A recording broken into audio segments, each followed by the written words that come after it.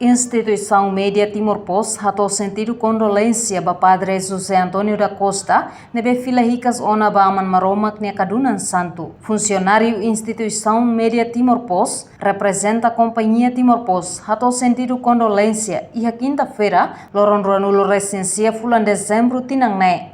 E a horas tucusia liu minuto tolu nulo Igreja Catedral Tile. Por observação Timor Post, amo José Antônio da Costa, Nhemate Ising, neberai a Igreja Catedral Nossa Senhora Imaculada Conceição dele, retam visita Husi Saranicira. Inclui visita Husi membro do Parlamento Nacional, Antônio da Conceição Calohan. No Madre Sira, Rodi hatou mo sentido condolência. Ter plano cerimônia funeral, se halau e a cemitério Maloa Bairopite dele.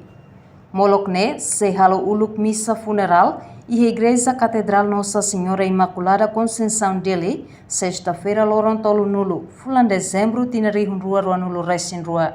Reportagem Beatriz Pielo, Televisão Timor Post.